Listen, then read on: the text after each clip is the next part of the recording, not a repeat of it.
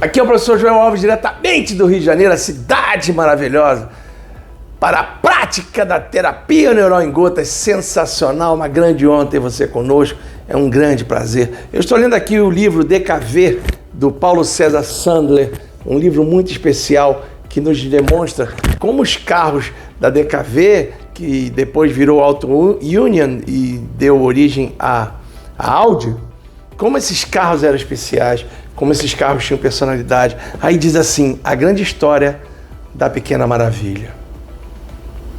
Eu gostaria de discutir com vocês, que a gente pudesse fazer trocas com relação à hipófise, que é uma glândula minúscula, localizada na base do crânio, minúscula, uma pequena maravilha, que nos permite com que haja respostas de controle de diversas funções do organismo.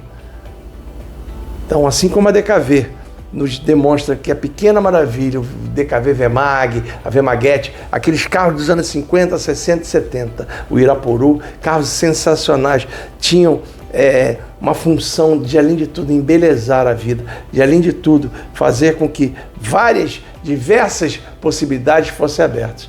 A hipófise também controla diversas funções do organismo. E eu queria fazer essa analogia. Então, vou pedir para a Isabela rodar a vinheta para que nós possamos fazer a ligação entre carros e a hipófise. Roda a vinheta, Isabela!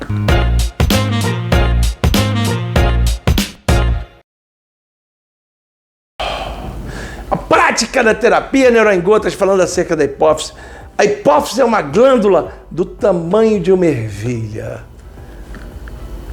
localizada na base do cérebro, que tem como função principal produzir e liberar hormônios que controlam diversas funções do organismo: crescimento, maturação sexual, tensão arterial, reprodução, metabolismo, secreção de leite. A hipófise é conhecida como a glândula mestra do corpo. É uma pequena maravilha que consegue fazer e ser responsável por regular o funcionamento de outras glândulas hormonais. Ela detecta a necessidade do organismo e envia sinais para as glândulas e órgãos que produzem outros hormônios. Alguns exemplos dos hormônios produzidos pela hipófise são a prolactina, no estímulo da produção do leite materno, o hormônio de crescimento, GH, que regula o crescimento dos tecidos, o hormônio folículo estimulante, o FSH, que estimula a produção de espermatozoides nos homens e a maturação dos óvulos nas mulheres, o hormônio luteinizante, que atua na liberação dos óvulos nas mulheres e na produção de testosterona nos homens, o hormônio estimulante da tireoide, que estimula o funcionamento da tireoide, doenças que podem causar excesso ou deficiência na produção de hormônios pela hipófise podem desencadear muitas complicações. O professor Vou, em seu livro, mostra uma ligação energética entre glândulas endócrinas, sistemas teciduais, glândula mamária e também os dentes. Então, Vou demonstra através de tabelas essas ligações, e essas ligações são vitais para o terapeuta neural, porque a aplicação do neural terapêutico em cada dente, independente se o dente tem cárie ou não, e essa é a diferença com relação à odontologia neurofocal e à terapia neural odontológica, que no odontologista neurofocal fica olhando se o dente tem cárie, se ele tem canal, se ele mas nós trabalhamos a terapia neural odontológica, sabemos da ligação energética, o dente não precisa ter cárie para que você possa aplicar nele e ter uma resposta positiva. Vou nos mostra que os dentes 1 e 2, incisivos centrais e laterais superiores, estão ligados à glândula pineal, na produção de melatonina com relação ao sono. Não se pode pensar em sono sem que haja aplicação da terapia neural nos dentes 1 e 2 superiores, incisivos centrais e laterais. Os dentes 1 e 2 inferiores estão ligados à adrenal, e ligados à adrenal sabe-se da resposta positiva com relação à liberação, à produção de catecolaminas, adrenalina, noradrenalina e outras aminas vasoativas que possam ser utilizadas pelo organismo. No dente 3, nós temos os caninos superiores, lobo intermediário da hipófise, E os caninos inferiores, a gente tem a colocação com as gônadas, todo o tratamento gonadal, impotência sexual, produção de espermatozoide, questões ligadas também à próstata, tem que passar pelo crivo dos caninos inferiores. O primeiro premolar superior está ligado ao lóbulo posterior da hipófise. Lembre-se, o lóbulo intermediário da hipófise, o dente canino superior, e o lóbulo posterior da hipófise no dente premolar superior. O dente premolar inferior também está ligado às gônadas. Com isso, todo o tratamento ligado à gônada tem que ser trabalhado com relação aos dentes 3 e 4, aos caninos inferiores e aos premolares, primeiro premolar inferior. Esse primeiro premolar inferior também está ligado às glândulas mamárias, glândula mamária também ligada a tumores, ligados a questões outras não tumorais, tanto tumores benignos ou malignos, tanto a outros tipos de resposta de glândula mamária, dificuldade de secreção de leite, etc., também estão ligados ao dente 4 inferior e ao 5 inferior, ou seja, os premolares estão ligados à glândula mamária, sendo que o segundo pré inferior está ligado à questão linfática e o segundo pré superior ligado ao timo, ou seja, se eu tenho a necessidade de resolver quaisquer questões ligadas à imunologia, eu vou trabalhar timo no segundo pré superior e sistema linfático no segundo pré inferior, ou seja, toda a questão imunológica está aqui.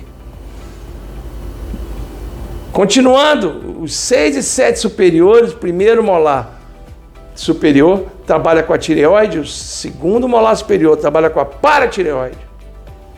Esses dois também trabalham com glândulas mamárias. Observe que é uma chance grande que o organismo nos dá de trabalharmos a parte mamária em dois locais diferentes.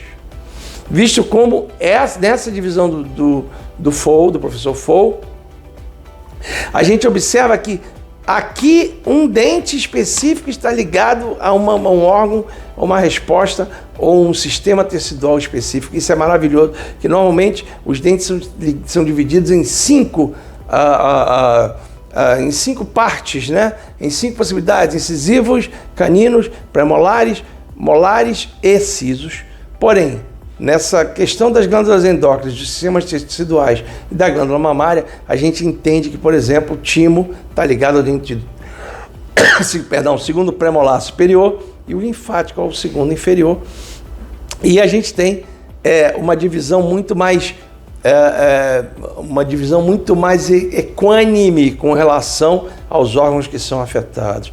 Então, tireoide 6 superior, primeiro molar superior, paratireoide segundo molar superior. A aplicação desse neuroterapêutico em nível molares superiores dá uma resposta positiva tanto em Hashimoto, quanto em hipo, quanto em hipertireoidismo, quanto doenças ligadas a tumor marrom ou doenças ligadas à paratireoide. Por outro lado, 6 inferior, o primeiro molar inferior está ligado às veias, então toda a questão de varicosa, questões de veias, retorno venoso ligado aos membros, a gente tem que trabalhar a parte dos molares inferiores. E as artérias são trabalhadas nos 7 inferiores, são trabalhadas com relação aos segundos molares inferiores dos dois lados. Para finalizar essa gota fantástica, nós temos que o siso superior. No siso superior, nós temos o lóbulo anterior da hipófise, tronco cerebral e sistema límbico, ou seja, é uma festa. Trabalhamos o sistema límbico quando atuamos nos sisos superiores. Existem trabalhos que mostram que sisos superiores impactados, sisos inferiores impactados, são elementos que podem influenciar questões neurológicas graves e também questões, por exemplo, de esquizofrenia.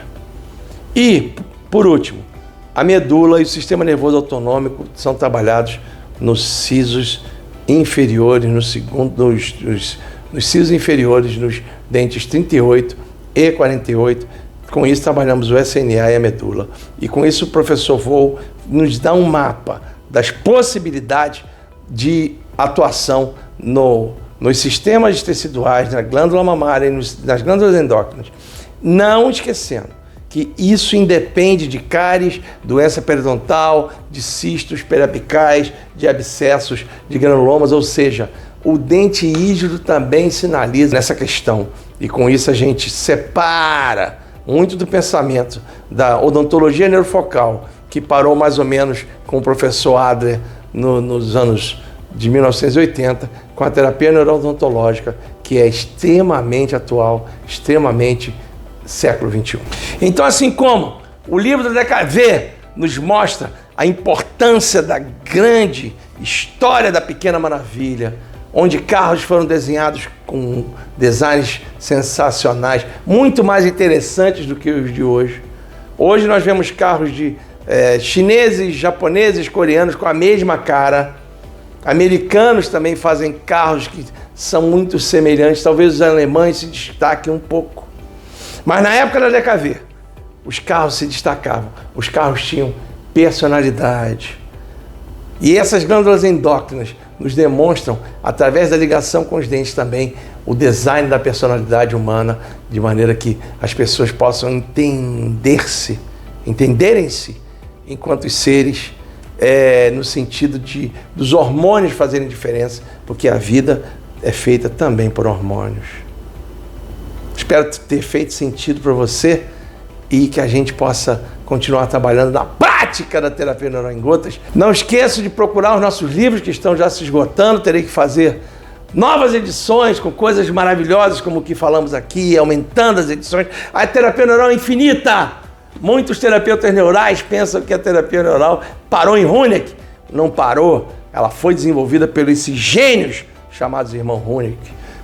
Gênios como Payan, fantásticos, mas que a gente tem que continuar. A gente não pode parar na genialidade e achar que Leonardo da Vinci foi o último gênio do esquema.